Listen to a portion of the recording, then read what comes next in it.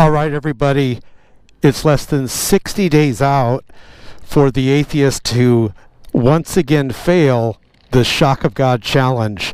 And we're going to be getting on the motorcycle and talking about the Shock of God challenge. And also, I have right here in my formerly Bible page-turning fingers 5 things that Christians admit is truth, but 5 things that the world says is a lie. And do you know they're the same exact 5 things? 5 things that are truth and very politically incorrect. We're going to talk about that. And 5 things that for example, the secular atheist will say is a lie. So everything I'm about to tell you is the truth. Let's get on the motorcycle. And we are out here in the desert. I'm going to be showing you something out here in the desert as we ride. Let's start this puppy up. And clutch in. You know, gosh, it's almost...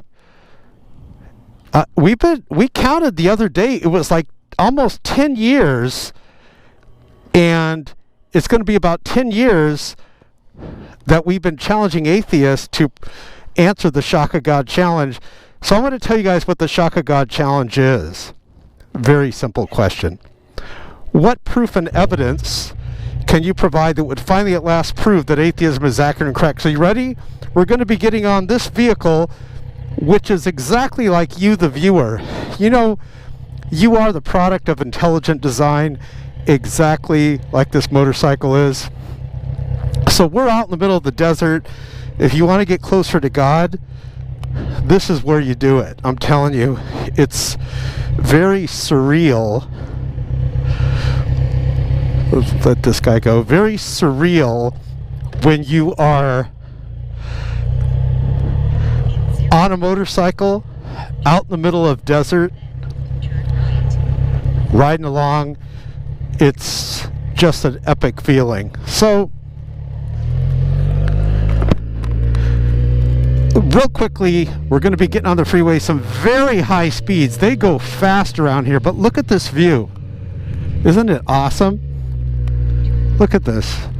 Just wide open desert, very high speed freeways, as you can see as they fly by.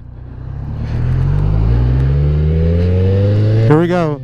Like, it'll say 65, but this is like the Autobahn. No one goes 65 around here.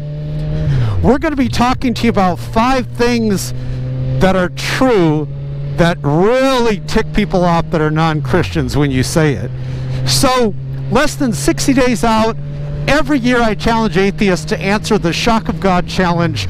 What proof and evidence can you provide that would finally at last prove that atheism is accurate and correct? Now let's make sure the camera's going. Yeah. Look at this, guys. Surprise! Look at this. You're going to be seeing thousands and thousands of these windmills. So back to the challenge. Every year, for about 10 years, I've been challenging atheists to answer the Shock of God question. What proof and evidence can you provide as an atheist that would finally at last prove that atheism is accurate and correct? And do you know no atheist has been able to provide any proof and evidence that would finally at last prove that atheism is accurate and correct? Click share below this video and send this to the most intelligent atheist that you know. I know that's an oxymoron, because if they are intelligent, why would they be atheists? So click share right below this video, send this to them less than 60 days before the atheists fail again. And every year on the new year, I have to make another video saying how atheists failed the Shock of God challenge. One last time, then we're going to get into the 5 things that are true but really tick off people that are non-Christians. I'm going to talk to you about that. If you'd like to see the 5 things that are true that really tick off non-Christians, click right below this video and you'll see it. I'm going to make a shorter video and a longer video, one with just the challenge and one with the 5 things. Okay, let's start off with number 1 here. You ready? I'm going to be saying 5 things that are true, yet if you're not a Christian, it really ticks people off. But they're true. Number 1, homosexuality is a sin and it's evil. Let's talk about that. Then we'll get to number 2. Do you know that the male reproductive organs are made, well, reproductive, to reproduce? The male reproductive organ was designed to work synergistically with the female reproductive organ.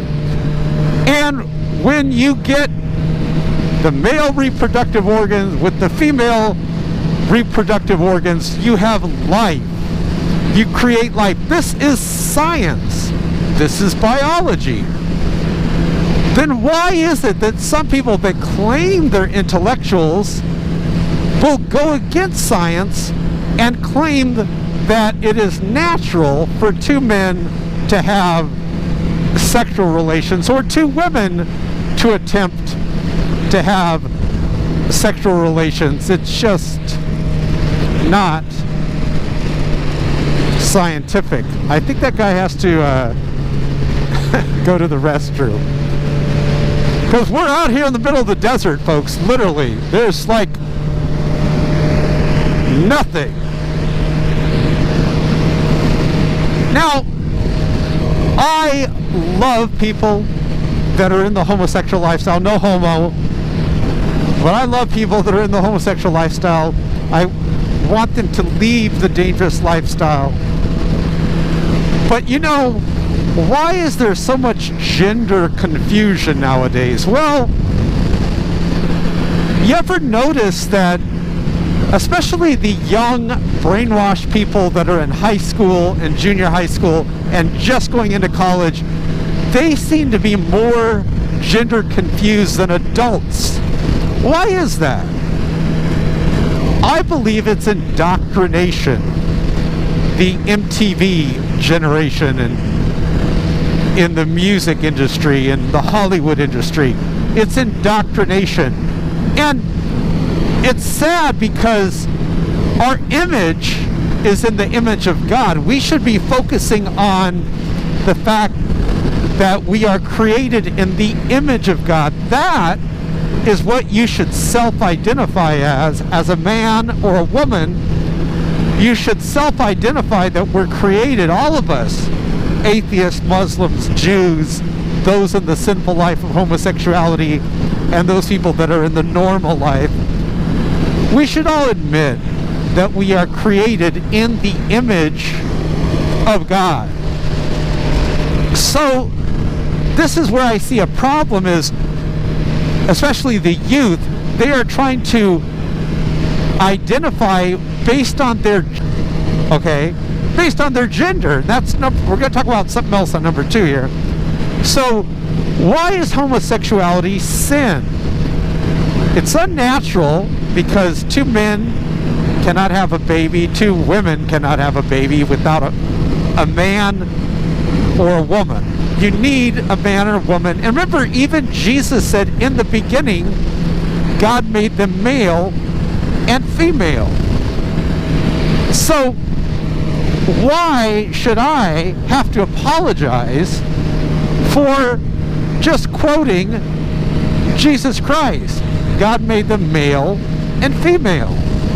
Why should I have to apologize for stating the obvious that homosexuality is not scientific and it's unnatural? You get 100 men, put them on a deserted island, they're not going to be able to reproduce. 100 women, put them on a deserted island, they're not going to be able to reproduce. You need men and women to have life. Otherwise, follow to its logical course, we would have no life, because you need men and women to reproduce. Now, let's talk about, I spot a motorcycle. Let's talk about how people say there's more than two genders. No, there's not. There's two genders. Male or female. There's two genders. There's not 50-some genders. You know, now they're trying, the secularists are trying to brainwash people to say there's like 50-some genders when there's not. There's two, count them, two genders. And it's very simple to understand. If you got an innie, you're a female. If you got an outie, you're a male. See how simple that is? Sometimes people will say, well, what about people that are born without gender? Look, let's look at Bruce Jenner. Bruce Jenner. Bruce Jenner is a man. I don't care what he chops off. Every chromosome, when you look under the microscope at his chromosomes, they scream male. If I get a Mercedes and I rip the emblem off of it and I put the Toyota emblem on the Mercedes, I'm not stupid. I'm not going to call it a Toyota. It's still a Mercedes. The guts of it on the inside scream Mercedes. Now, why should I, as a normal person, have to apologize or be offended, or I should say be scared to offend someone, when I state the obvious that Bruce Jenner is a dude? Has the world gone insane? But this is what's happening. People are being brainwashed. You know, at the award ceremony, Bruce Jenner, the man, and we want the best for Bruce, but he's got some serious mental issues. He's got the disease called gender dysphoria. You know, there's a disease when you are confused about what gender you are. So, we want the best for him.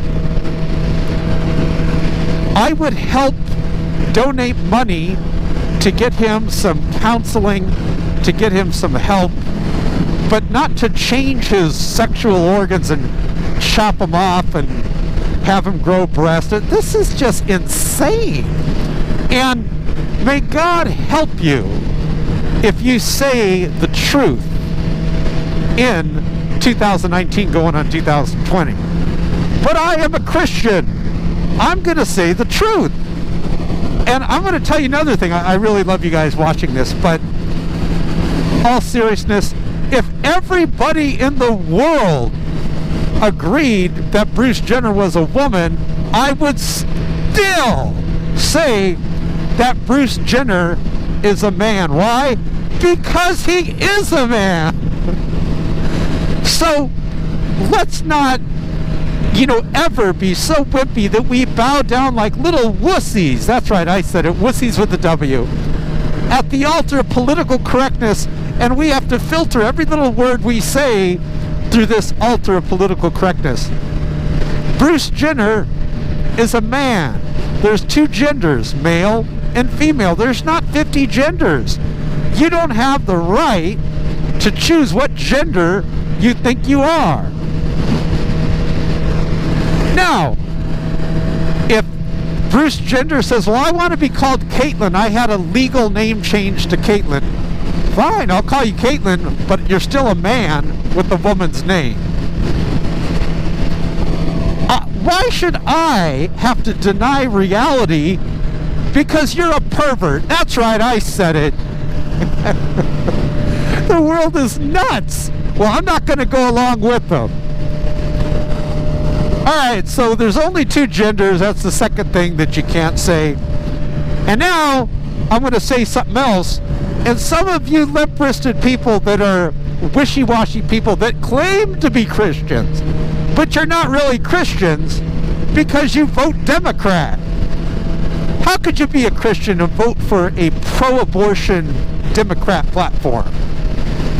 You can't. I mean, you could be a hypocrite.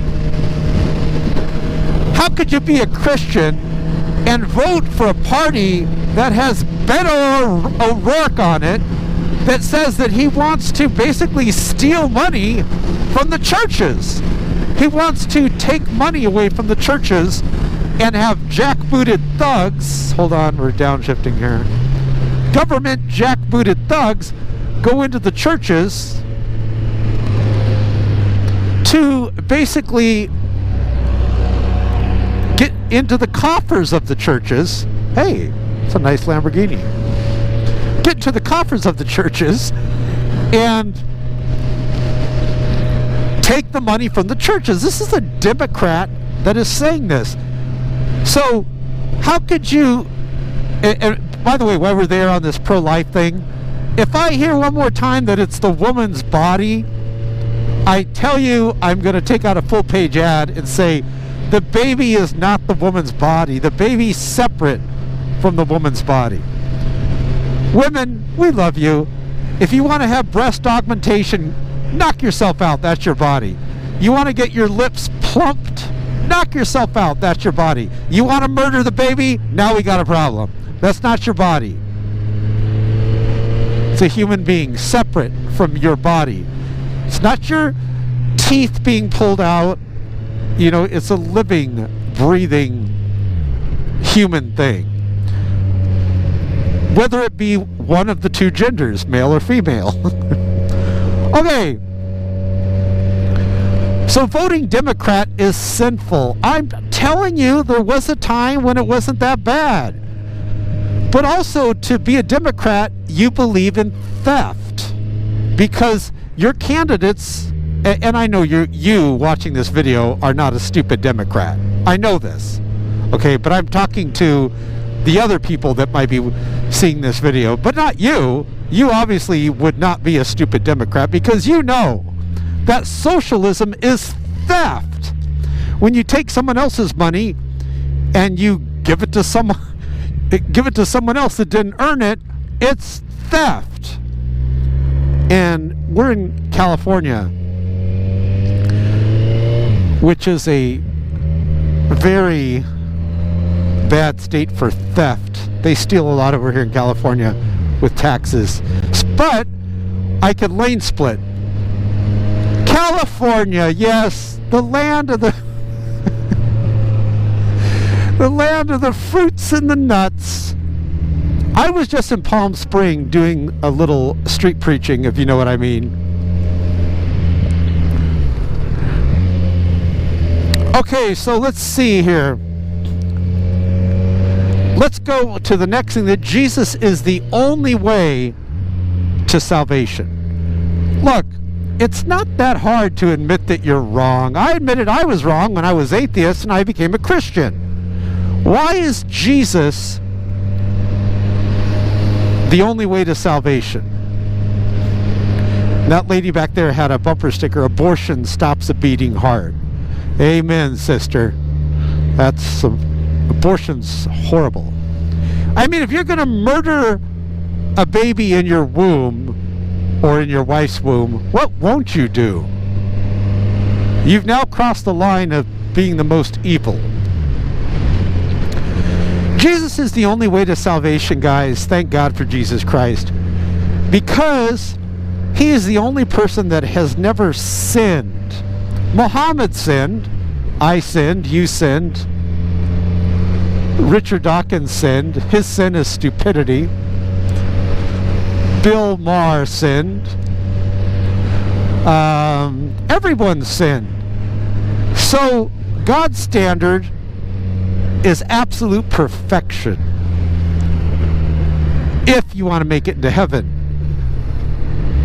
So we need someone that is sinless to walk on this earth and never sin, and then take our punishment for our sins, become a propitiation for our sins,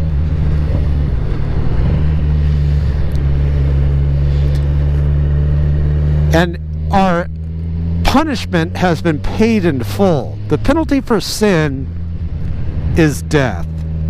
Jesus Christ dies, he rises again, he is perfect, sinless, and we put our hope, faith, and trust in the finished work of Jesus Christ on the cross and we are saved. Atheism just puts its head in the ground and doesn't deal with the problem.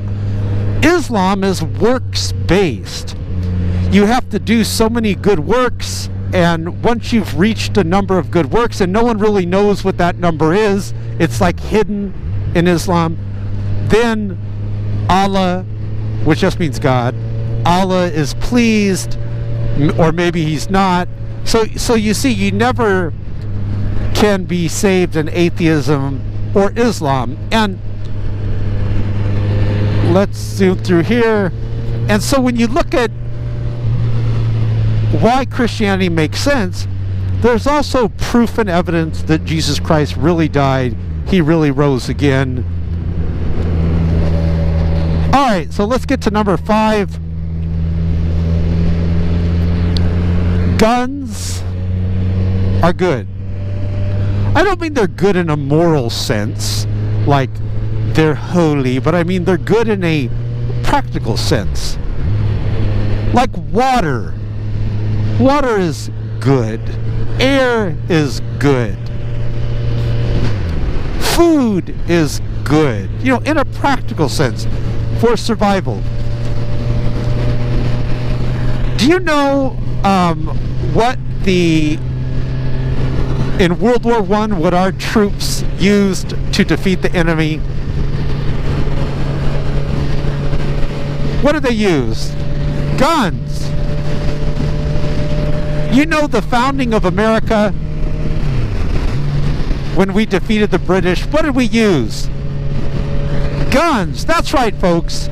When George Washington was having problems with the British, he didn't reason with them, he shot them. That's right. Sometimes you go to war with evil people, it's just a fact of life. Now, World War II comes along. What did we defeat the Japanese with? And by the way, the Japanese are now our allies, but what did we defeat the Japanese with? Guns. We didn't use the Democrat handbook and try to make peace with them and give them cookies. We used guns and a few powerful bombs.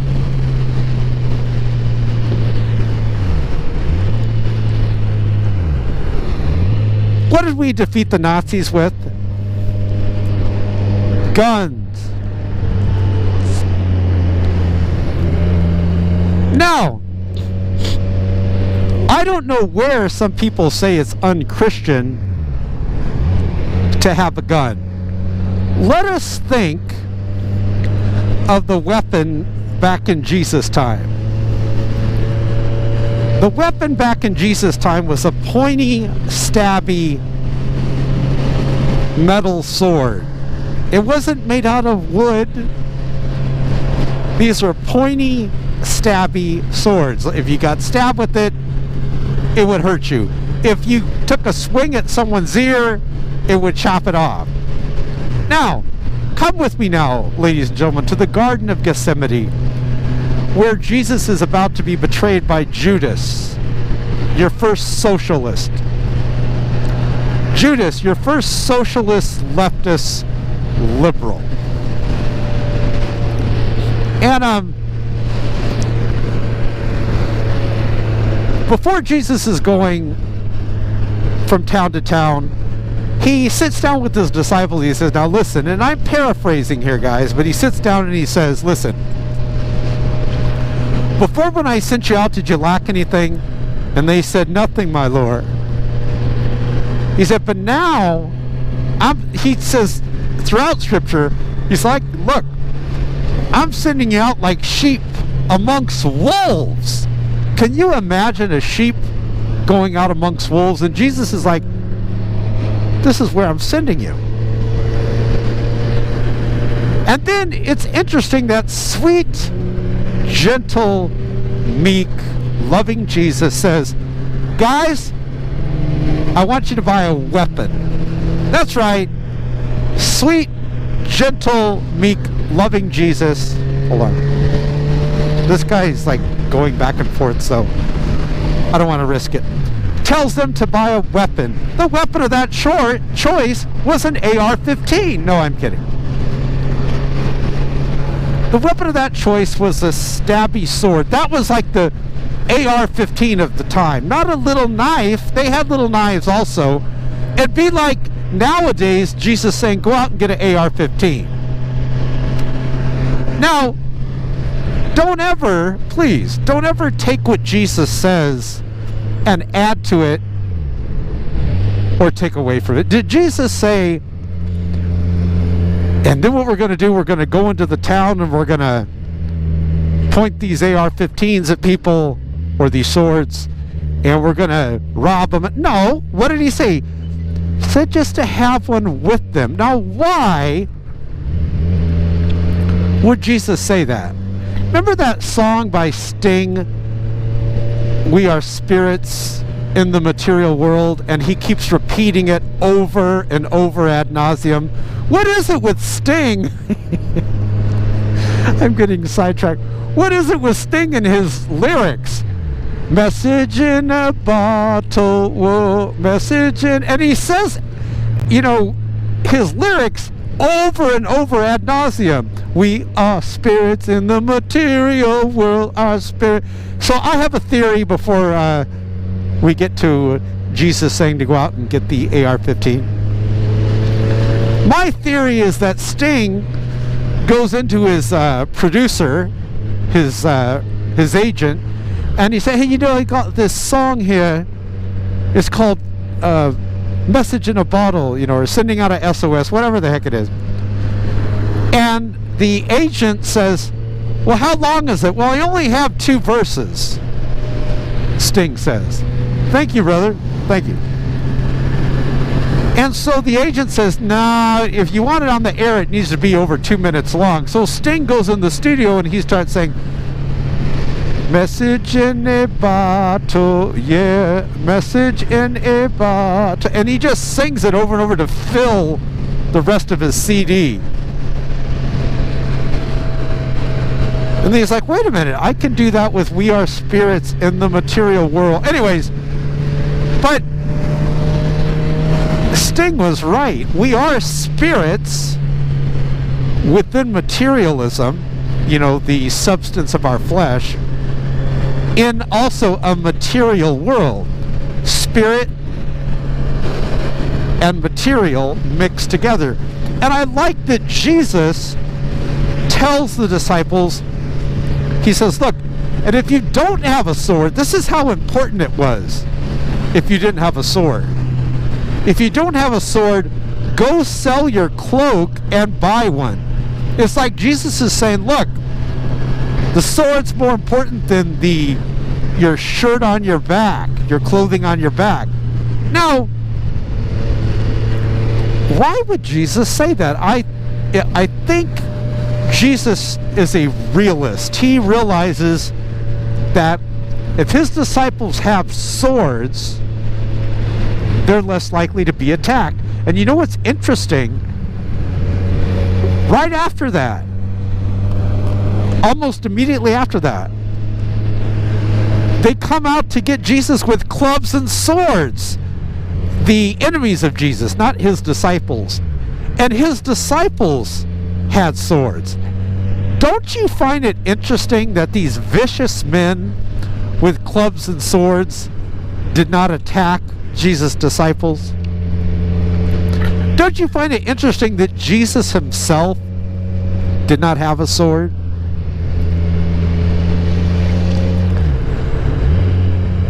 What do you get from that passage? What do you get from that Jesus told them to have the sword? Why would he tell them that? What do you think? I'm going to guess what you're going to think. If you're a highly intelligent person of superior breeding, the product of superior breeding, I'm going to guess, as I pat my finger to the camera here, I'm going to guess that you're going to say Jesus wanted the disciples to be defended, and he knew that if enemies of Christ coming out to get Jesus saw that his disciples had swords, that his disciples would not be attacked. I think you're right. So, this is what happens. Now, watch this. They come to get Jesus. What is it telling me to do here? Oh, I gotta get off. Let's see. No, I'm okay. They come to get Jesus, and Peter, he did what Jesus said, and he had a sword. But now what Peter does is he strikes to defend Jesus. He strikes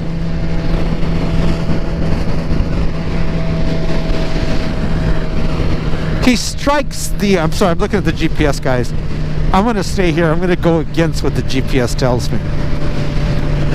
He strikes the high priest servant on the side of the head with the sword and cuts off his ear. And Jesus says to Peter, hey, look, put your sword away. He who lives by the sword will die by the sword. Interesting. In other words, there's a difference between having a sword to defend yourself or to constantly be using the sword. In other words, sooner or later, if you're going to live that lifestyle, you are going to die by the sword also. So I find it interesting that these 5 things are very politically incorrect. You can't say homosexuality is a sin, even though it is. You can't say there's only 2 genders. What is this? You can't say there's only 2 genders, even though, oh, everyone doesn't want to go through this traffic here. I can just go down the middle though, so no sweat. You can't say there's only 2 genders, even though there is. You can't say that voting Democrat is sinful, even though it is. You can't say that Jesus is the only way to avoid hell, even though he is. Remember how Jesus said, those that believe in him are not condemned, but those that do not believe are condemned already because they do not believe in the name of God's only Son. They do not believe in Jesus Christ.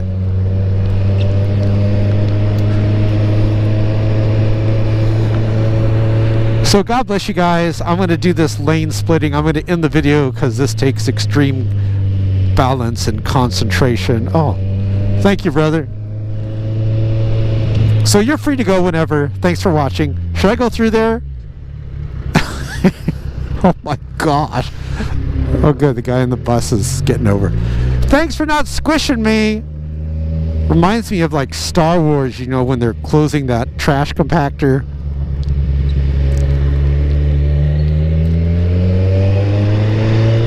I'm going to turn the brights on here.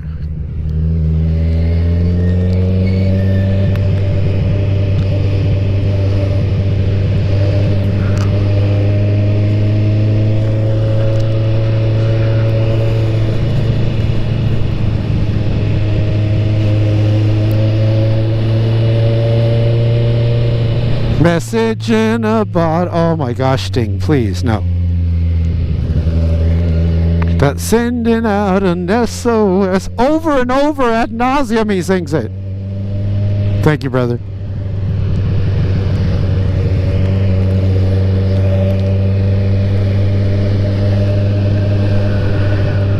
Whew. Someone's overheating. How much fuel do we have? I reckon I have enough.